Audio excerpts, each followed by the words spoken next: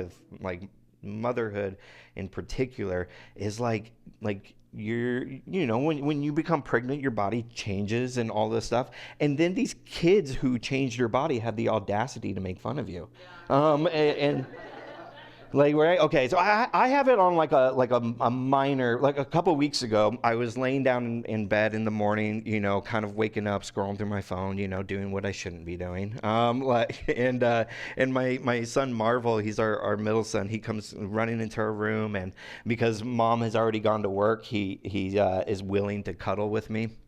And so he comes over and he cuddles with me. The problem is, like, listen, I'm not like buff, but like I have some muscle, like a little bit on me. And so he like leans on my shoulder, and it's not comfortable. And so then he moves down to kind of like my chest area, and then he's like kind of wiggling, and it's just not working. And then like he goes down on my belly, and it's like Goldilocks. He just kind of goes, ah, Daddy, your belly's so fluffy. I almost threw him across the room. And I get it every once in a while, but like I've heard like like these kids, like they're so rude, like they offend us, right? And like here's like the problem that comes with it. My son wasn't saying it like as a joke, like he wasn't trying to offend me. In fact, he was trying to compliment me. He was just like, "Oh, Dad's got a pillow-like body," like. This is so comfy. Like, this is great. And kids love when their parents are soft and cuddly and want to be held and feel safe and kind of I don't know. I'm my son's Tempur-Pedic mattress. like it's memory foam. He like presses into me and it bounces back. Like it's pretty great. And I come with decorations already, so it's like you don't even need to put a cover on it. Like it works out. But like it's one of those things, and like he means it in this like really positive, sweet way. But like I was offended. Like I was like, listen, there's very few people that whenever somebody like touches you wants to hear, ooh, fluffy, Like, and there might be moments, I guess, but like, I just, for me, and again, at the same time, like, I don't want to do the work of what like a bodybuilder looks like. Like, healthy is a whole different thing. Like, but like the buff where you can't hug your children because your arms are too big, like people are on it, and that's great, awesome. Like, find what you love and like, and make, all of those things. But like the part where it's like, oh, I have to every day eat the same meal, and I gotta I'm like, I ain't got time for that. But like, I can go for a walk, or I could, do a little bit of like body calisthenics and all that stuff. Like, I don't, obviously. Because of the fluffy body that my son loves. But the thing was, like, whenever he said that about me, he meant positive, but there was just something there. And then, like, here's the thing, like, then when he would cuddle, like, over the next couple weeks, every time he, like, comes up to, like, cuddle with me again, I, like, kind of flinch, or, like, I flex my stomach a little bit. Because I kind of want to hear the opposite, like, oh, Dad, like, I can't cuddle with you because you got a six-pack. So I kind of like, flex a little harder. Like, whenever Natalie and I, like, were dating, she was like, I'm not really, like, attracted to, like, the super tone guys. And I was like, yes. And she goes, oh, but like, shoulders and arms. And I was like, oh, well, I can make that work. And so every time she'd, like, come over, I'd kind of, like, flex a little bit more, just to be like, yeah, come on, girl, like, this is, yeah. And so, but so every time he would come up to me, and like, he's like, that kid's such a cuddler, like, he loves, and I'm not like a physical touch, but with my kids, suddenly I am. I don't know why, to my wife's jealousy. And so every time I'm like bracing for the fact that he might say something that offends me again. And like the reason like why it like offends me is because like there's something in me where I go, oh, I don't like the way that I like, I don't like my weight, or I don't really, and it's not like a deep image issue. It's just like, oh, I want to look fit. I want to look healthy, but here's why I'm offended.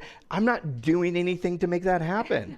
And so what he's reminding me is that I've not made progress on something I want to do, and that confrontation kind of gets me. So I'm saying all of this because we're going to do this series called Enough is Enough. And we're going to talk about mental health, and we've talked. I would love for you guys, if this is a subject that you want to understand more about what God says. Every year we try to do at least one sermon series talking about this. This is an ongoing issue everywhere. We could probably talk more about it. So we try to bring it into everyday scripture. And you guys have kind of maybe heard of it, that we've encouraged practices that follow Jesus that are meant to improve your mental health, along with so many other benefits from there.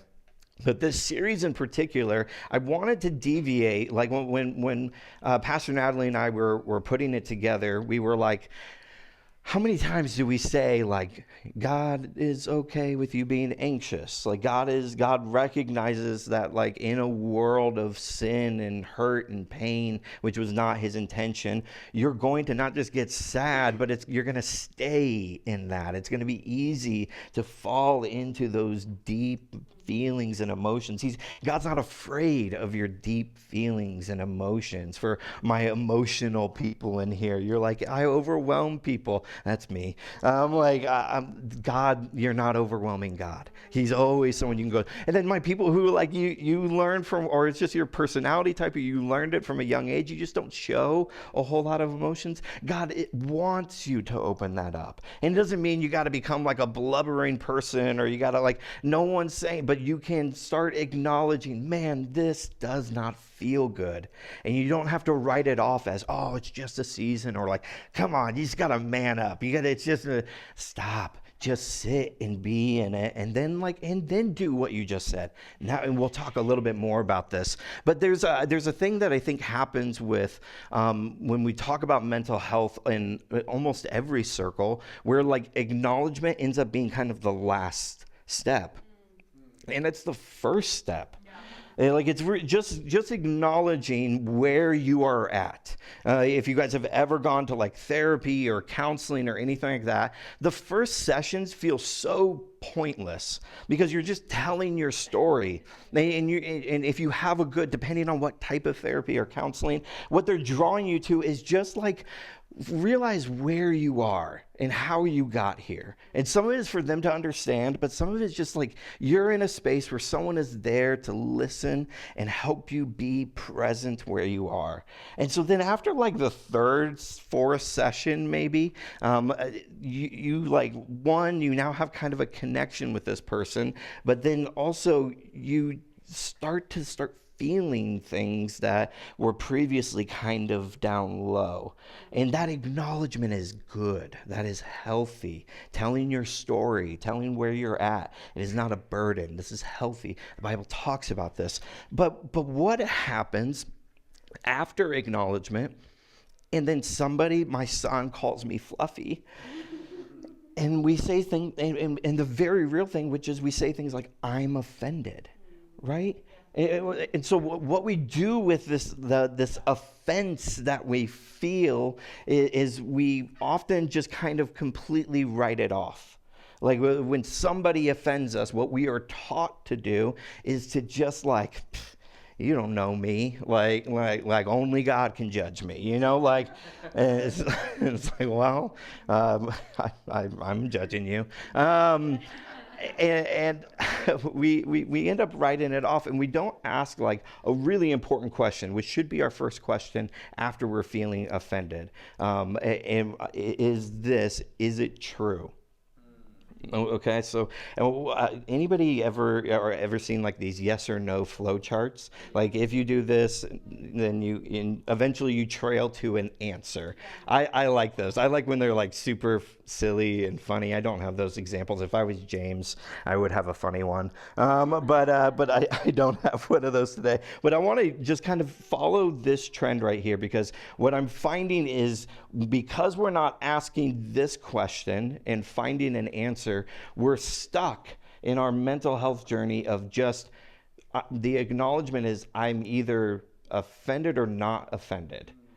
Like I either write you off or I just like kind of like like what like it's just, and it just kind of keeps us at this place where last year in January, we did a series on like what are healthy relationships looking like, and we ended that series with a message on your relationship with yourself and how God is asking you to relate to who you are. He made you, and he goes, let me introduce yourself to you. Who I created you to be. And some of that is purpose, but some of that is just your hardwiring. And in that, we ended the series with me telling you guys my mental health journey. I don't want to repeat it. Instead, I would love if you go back and listen to it. And hopefully my vulnerability in that moment could help you open up and go from there. But the reality is, just the short part of it is, I have a therapist, I have a doctor, I have a psychiatrist, and you go like, oh, this guy's not okay. And I have those because I wasn't okay. And because there was, and listen, you will be hard pressed to find people that know more about the Bible than me. I know people, but like there's like probably in our day-to-day lives, like I pray, I read the Bible, I run a church, I got a good family, like I got my issues, but and yet there was something still deeply broken that I would not acknowledge. It wasn't until I hit this very rock bottom that I was like, I guess I'll climb up. And I had people reaching out to me asking, can we help you? Can we help you? I'm like, no. And it was because like if I opened up, then I'm opening myself up to be offended, to get hurt by you. And I'm already hurt. Right? Anybody, you don't need to raise your hands, but are you feeling kind of, and so because I wasn't willing to ask that question of who I am right now, is that truly who I am designed to be? I got just something that I need you to understand. God did not design you to be depressed. God did not design you anxious. God did not design you with like all of these things that burden us. It's that we live in a world that has that, and we take it on. And it's difficult. And so now what? Let's follow the flow chart here. There's a couple options. If someone offends you and you ask if it's true and the answer is no, I call it Elsa. Let it go. Move on. Right? Like, and then I'm not talking about like you really looking at it, and somebody like if somebody looked at me and if my son's if I was offended by my son calling me like I don't know, like skinny, like I'd be like, oh, he's being silly. That's not true. I'm moving on. Like I don't know. Like I'm trying to think of like I don't know. I'm trying to think of something that like one of my sons could say to me that I just feel like that's completely untrue. Mom's better than you. I don't know, something. No, I'm just kidding. She definitely is. It's just move on. Maybe you have like a work situation where you've done nothing to that person that's gossiping about you except be good at your job. Right? And so they gossip about you, and it's offensive. Like people are taking your name and ruining it to other people. They're writing a story that you're not telling. Like that's offensive. Like, but follow this chart. Instead of getting stuck in like rage and jealousy and like pain, like you can let it go because it's not true. And actually your attitude to how you let it go proves more about them than it does about you, in that they're not okay. Because no one can deny fruit. If you're doing a good job and you're getting your clients, you're following tasks, you're doing all this stuff, people could say all they want, but you're doing the thing that your boss has asked you to do. Like, and as long as you're not being like cocky and rude, like again, some evaluation in here. But actually, let's use that as an example. Somebody says, "Oh my gosh, I can't believe Eric is just like, I think he has it in with the bosses. Like like he can't do wrong. He's the golden boy." Like something like that. And I go, well, I don't feel like that's true.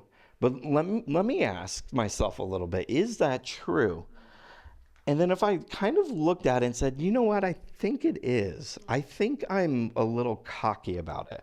Like when I come out of a meeting, I'm a little like, or when somebody says, oh, I just don't even know what our quarterly goals are. And I'm like, well, let me tell you. Like, instead of just being like, why don't we go ask our boss? Like say something with humility within this, like, and then, okay, so after that, then I got to ask this question, or I got to decide what I want to do with that. Eric, you're being a little cocky, even if like the thing is like whatever, I got to decide, am I going to change or not change? Right? And whatever your decision, just commit to it, and whatever the consequences are for it. By the way, consequences of doing something good is good. Generally, good things should happen. Like, it's not a guarantee, but that's what it is. Like, and so this is, I know I'm spending a little bit of time here, but I want us to kind of like look at this, and I want us to understand that this is it true question becomes really important to decide who and what we want to be. If it's not true, Jesus, he directs the disciples at one point. He says, before he sends them out to these different towns, he says, if they don't welcome you, shake the dust off and move on. Right? But then at the same time, we got Jesus like rebuking some people, like really close people to him. And he's like, oh, you're not going to acknowledge this is true? Well, I'm going to help you acknowledge it. Like I'm going to help you come to terms with what is happening. And so we need to like look at this. But here, okay, little deviation within this flow chart is whatever decision you make, there's like this kind of like sub thing that happens, which is like, I phrase it as, I can't stop thinking about it. Okay, so it just got messier, right? Follow the arrows. So I'm offended. Is it true? No. So let go and move on, or no, but I can't stop thinking about what they said. So then let me go back to the question. I said no, but it's still kind of like in my brain. Is it true? Why? Oh, actually, I think it is true. Yes. Okay. It's okay, guys. Kids are kids. But here's the thing. Is it true? Yes. And then I don't change, but I still can't stop thinking about it. So then ask the question again, right? And here's, okay, this is all coming to something, okay? Are you guys pulled in with me today? There's some kids that are crying. It's okay, all right? If mothers can do it, the rest of us can too, all right? So here's what's happening is often what I'm seeing, maybe this is just my personal experience, and let me just give you mine, okay? Is that when I'm stuck in a cycle of just like deep, low emotions, okay? It is because I'm offended, I'm asking if it's true, I'm saying yes, but I don't want to change, but I still can't stop thinking about it. And so then I ask the question, is it true? Yes, but I don't want to change, but I still can't stop thinking about it. And this is called rumination, right? Where you're just sitting, like it feels swampy. Like, listen, the world better change around me because I'm not going to change. Well, the world's not going to change around you because you're not the center of the universe. Sorry, like as much as we might want to be. And I mean that not in the way that your parents said it in order to like get you to go from one place to another without crying. I'm saying in the like just the truth, which is like we're all on our journeys and we're all the main characters of our own story, but just because you're the main character doesn't mean everything is just happening around you and that the world needs to like shape itself to that. It's just not going to happen.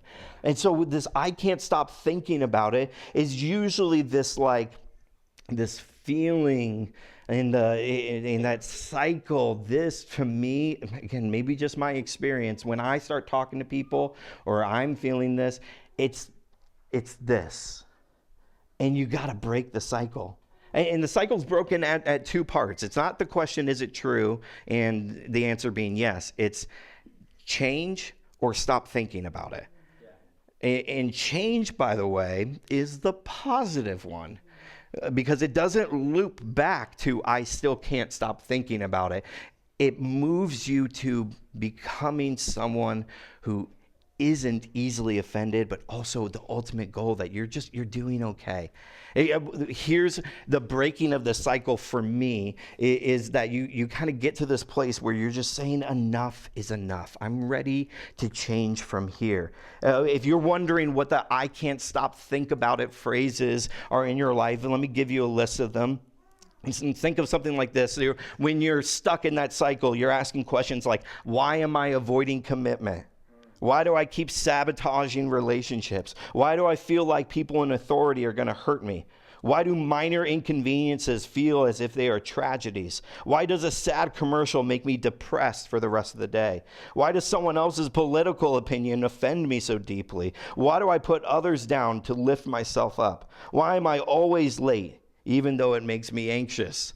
Like, these are the things. Why can't, let me just add a couple. Why can't I sleep? Why do I overeat? Why do I indulge? Why am I binging? Whether it's TV, food, social media, frivolous relationships. Like, these are I'm in this rumination cycle I'm acknowledging there's a problem, but I'm not going to change. And so depression makes sense. I don't like it. But this is what we got to acknowledge, is that just acknowledgement is not enough. You got to change. Something's got to be different. Enough is enough. The Book of Wisdom gives us some direction on why this is important. In Proverbs 24, verse 30, it says, I have walked by the field of a lazy person, the vineyard of one with no common sense. I saw that it was overgrown with nettles. It was covered with weeds. Its walls were broken down. Then as I looked and thought about it, I learned this lesson. A little extra sleep, a little more slumber, a little folding of the hands to rest, then poverty will pounce on you like a bandit. Scarcity will attack you like armed robbers. And today, I think this forward-thinking, potentially life-changing thought that we want to talk about over the next 5 weeks is enough is enough. It's time for change. I don't want my most exciting identity to be my sadness. It doesn't mean that depression isn't real, but that's not who you are, because that's not how God designed you. God designed you with plans and purpose and life more abundant, what the word says. And so as you're feeling this, you can immediately go, okay, I'm in this cycle.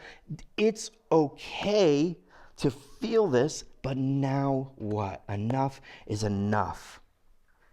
When I'm in my emotional lows, we ask things like, should I get a therapist?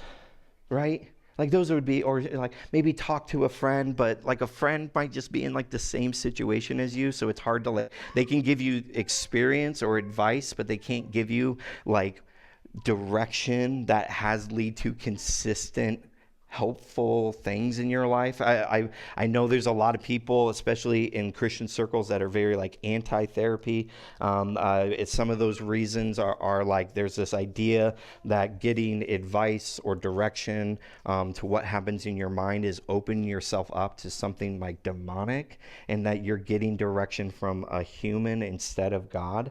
That just feels really dangerous, because we don't feel that way about pastors.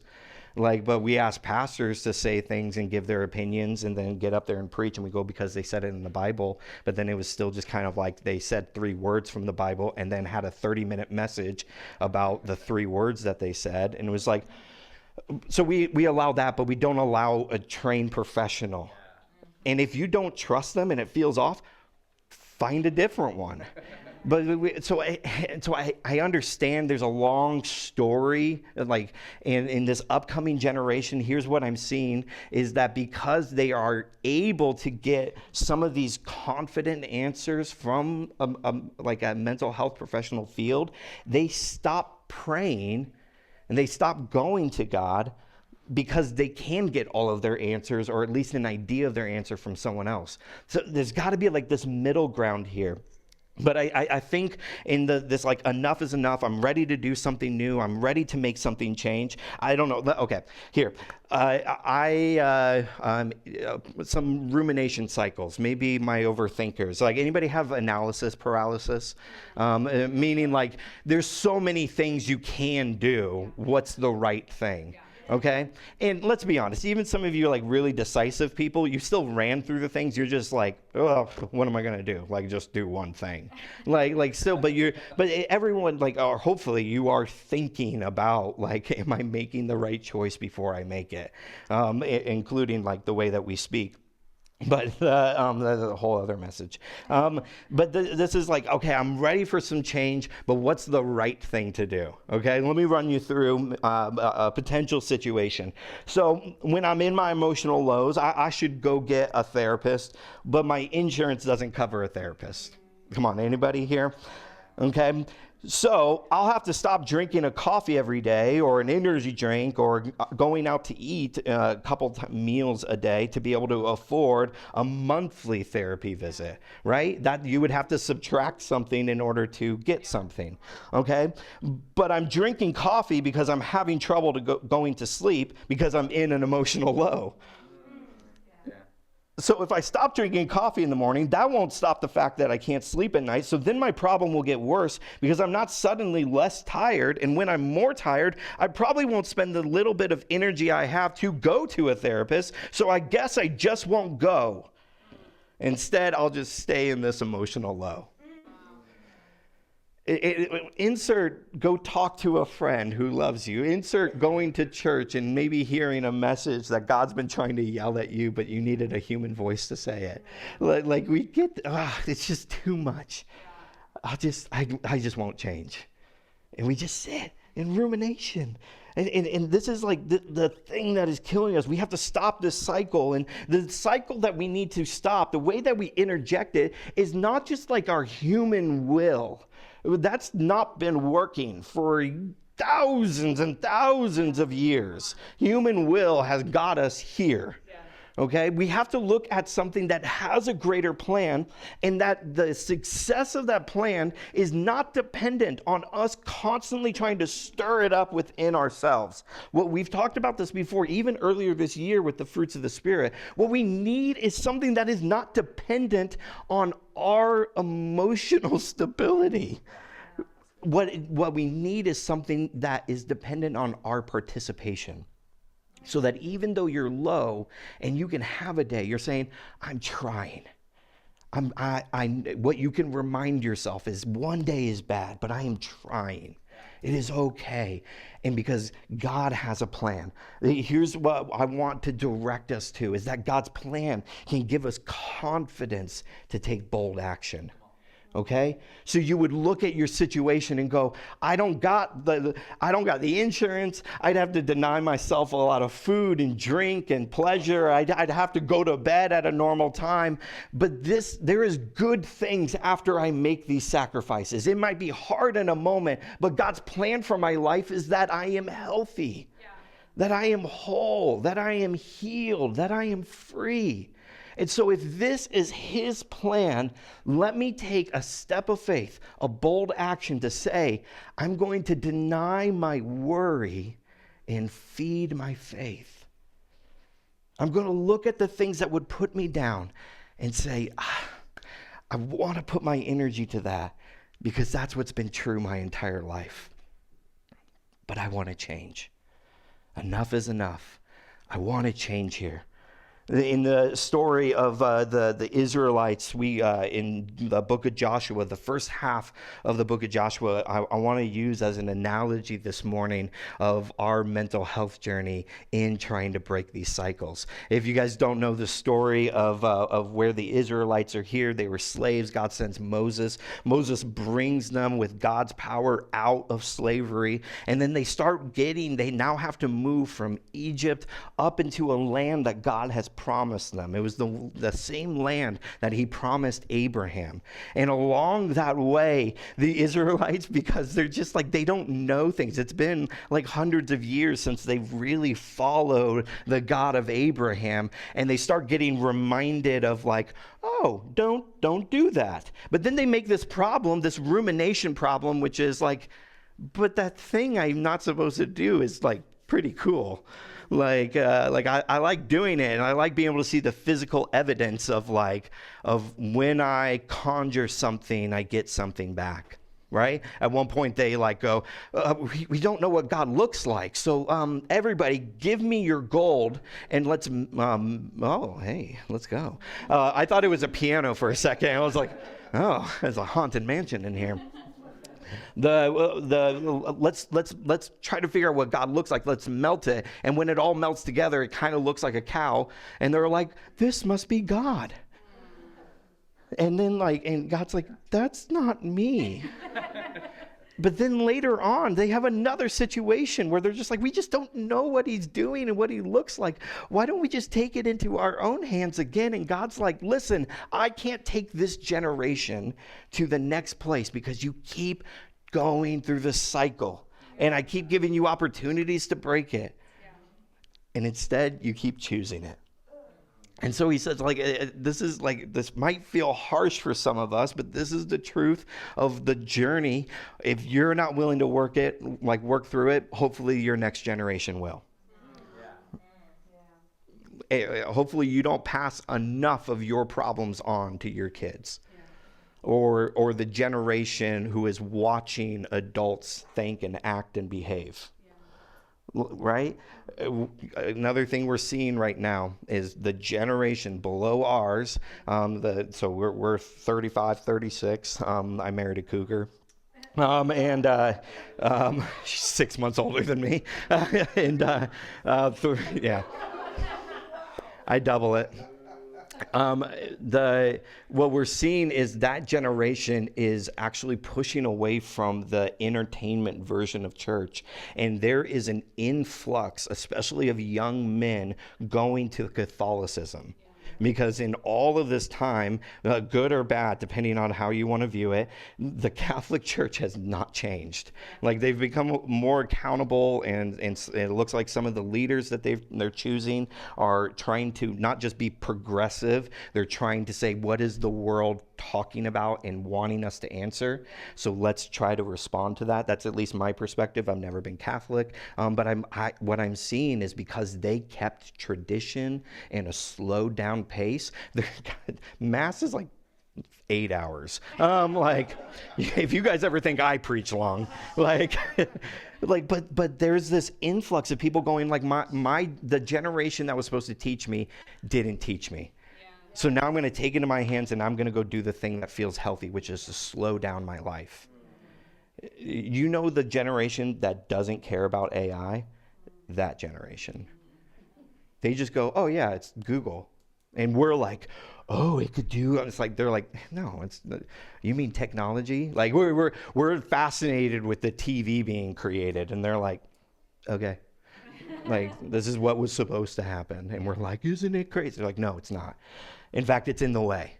It's getting in the way of learning. It's getting in the way of interactions. Kids are turning away from screens and are starting to hang out in neighborhoods more. I don't know if you've been to the mall recently. It's horrible again.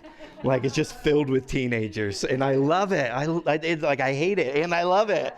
It's good, but we're not changing. And so he says, if this generation's not going to change, I'm going to send the next generation. 40 years pass, and it says, finally. That's the worst word. Finally, this generation has passed, including Moses. And Joshua takes. And so this is a problem. They go and they're looking. They said, okay, finally we can take this into our own hands.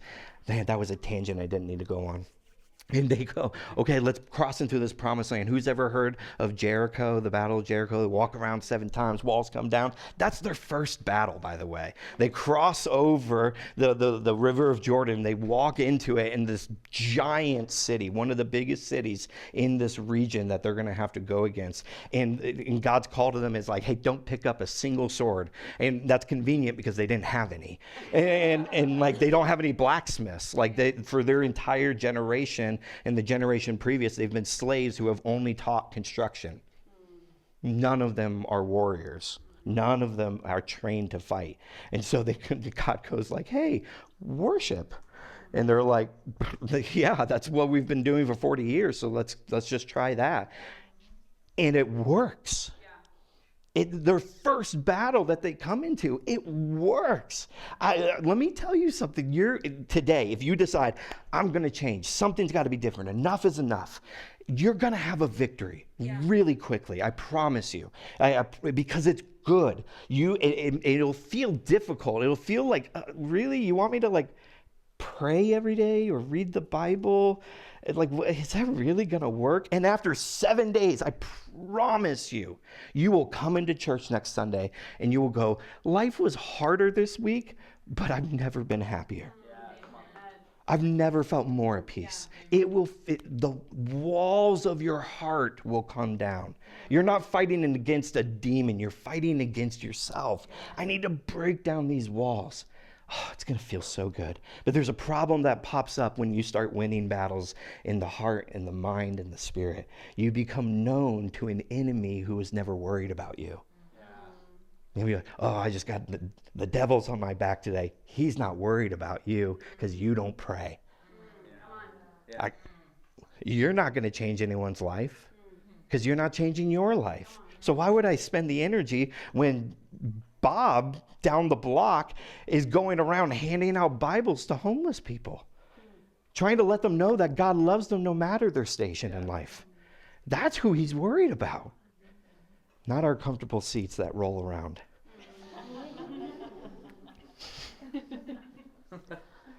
So the Israelites are riding this high, and here's one of the things that you'll notice then in like kind of the second or third week, you'll be riding this high.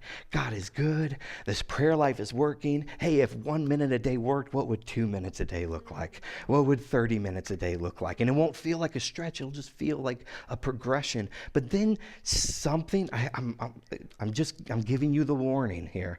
Something's going to happen. And it's going to be a reminder. And it's not going to be as silly as a child touching your belly and calling it fluffy. It's going to be, you're going to walk by too many mirrors. And you're going to notice that, like, although your mind has started to change, your body hasn't. And then it's going to leak back into your mind. And it's because we kind of just like relaxed a little bit too much, but there were still battles to be fought. The Israelites do the same thing. They go into their next battle, and their ego's a little boosted. Joshua chapter 7, it says, when they returned, Joshua sends out these scouts to look for this next enemy they have to fight. And it says, when they returned, they told Joshua, there's no need for all of us to go up there. Remember what we did to Jericho? It won't take more than 2,000 or 3,000 men to attack Ai. Since there are so few of them, don't make all of our people struggle to go up there. So approximately 3,000 warriors were sent, but they were soundly defeated. Because they were just like, go read this. I just given you a little passage. They don't pray. They don't ask God. They don't worship. They just go, can we go look at the enemy? Yeah, that's not Jericho. I can go to that. And immediately they lose. People died because they were casual about what God was trying to do. God's people misplaced their confidence. They're riding this high, and instead of asking for God to grant them a victory, they use their own energy again. I see this, that in this spot right here is the next breaking point, to run back to rumination. I tried to change. It didn't work. So now I'm just not going to change anymore. But I still can't stop thinking about it. And so I'm now just back into the cycle. Anybody? I've been there. I've been there recently. Like, Pastor, I prayed. and God didn't answer the prayers. So now I'm smoking weed again. Like, well, I tried to break up with the person, but they kept texting me, and I was a little lonely, and the day was hard, so now I'm just kind of doing this again. I tried not yelling at my kids, but then my kid got an F and lied to me about it, and you know, I thought we were done spanking, but now we're doing that, and now I'm angry at them, and now I think they hate me.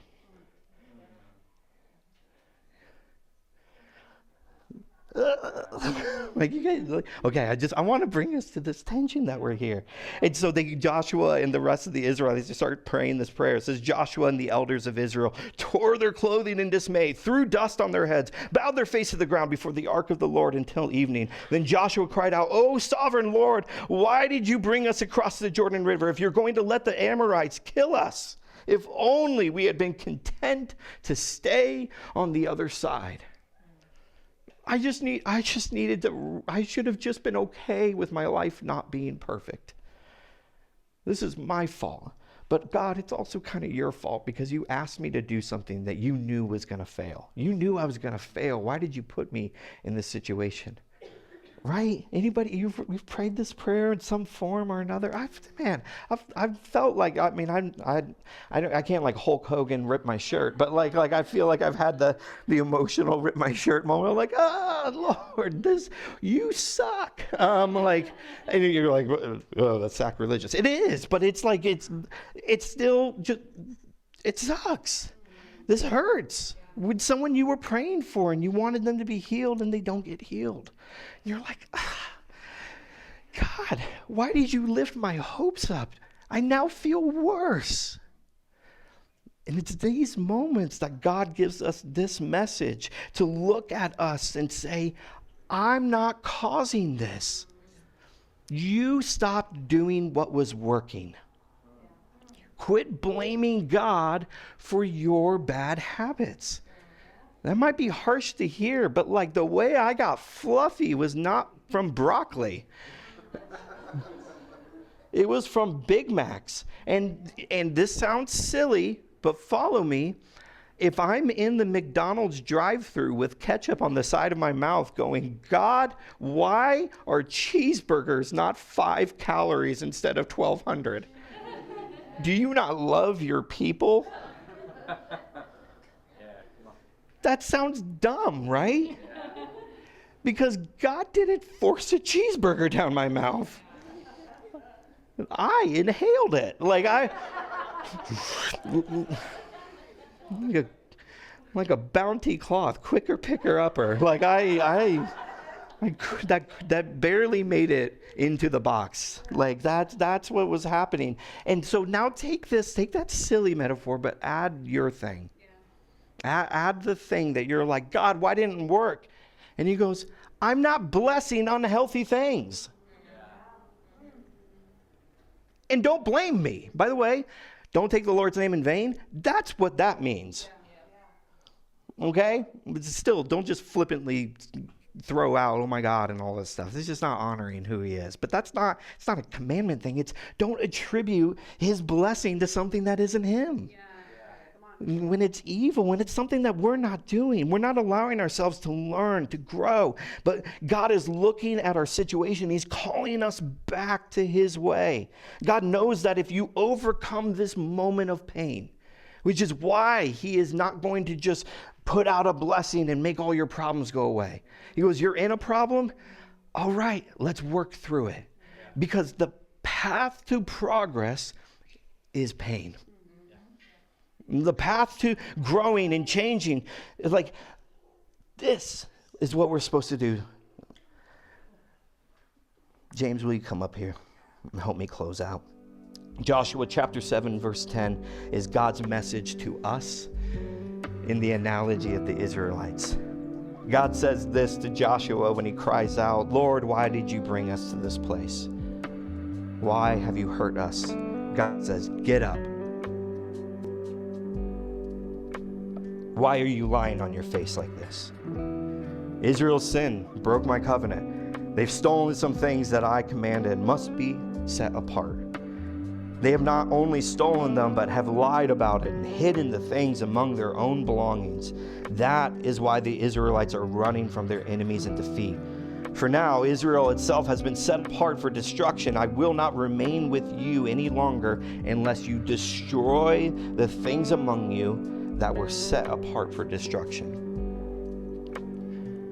Here's how we can apply this to our lives today. This is the beginning of the series where we're going to look at what are the rumination cycles. What are the things that keep us in this? We're going to talk about a scarcity mindset. We're gonna talk about the perfectionist, the comparison game. We're gonna talk about just these things that keep us in this cycle. And so maybe this week isn't your week, but I have something. We prayed about this, that we looked at the cycles that we've experienced, and from our connections, our conversations with you, stuff that we hear you're going through, and we said, okay, God, what do you have to say to them? How can we break this rumination cycle? How can we break the apathy? How can we break the complacency that is happening in our lives and encourage people to change? To get up, to move on. We feel this for Dwell as much as we believe this for you, right? We talked all last week about Dwell, get up. Become the church I've called you to be. Get rid of the things that are excess and nothing that bring life. Will you guys stand with me? We're going to end right here. Here's the good news, okay? Let me end with some good news. You're like, oh, geez, I'm leaving here not feeling so great. Like, let me give you some good news, okay? Using this story, right after this battle that they lose, they go back and win it. They got one more battle ahead of them that they make a negotiation with the enemy. And it's just messy, but it's not really a loss. It's not clean. It's not exactly, and then the Israelite people pay for it later on in the story. But after this, they go, man, we can't keep making mistakes. We keep trying to do it our way. And so they commit. They decide to do something different. They establish areas of life in which they can come close to God when they feel far from Him. And after this, we get an account, and this is just the first half of the book of Joshua. 31 fights, battles, kingdoms in a row that they don't only win, they obliterate. They just go all out. And it's just win after win after win. And they're struggling internally, but they keep going to the battle and they keep winning. And when they see someone deviating, they go, let's go to the temple and ask God. And then they keep winning and they keep winning. I got news for you, okay? There is a day in your life that after this change happens, you just keep winning. And winning is unfortunately not going to look like, oh, now I'm living in a mansion, driving a Bugatti. I don't know. That might be your journey, but definitely not for all of us. Here's what winning looks like. I'm loving my spouse. I am caring for my kids. I'm getting rid of anger and jealousy and rage. You know, I walk into situations that used to just floor me with anxiety. And now I walk in, I notice the anxiety, and I know who is going to relieve it. Your loneliness will go away. Your passion will be risen. And love will be the defining trait to all the people who know you that is about you. And you're like, Pastor, I don't know who to invite. I don't know, no one I know would go to church. You're the church.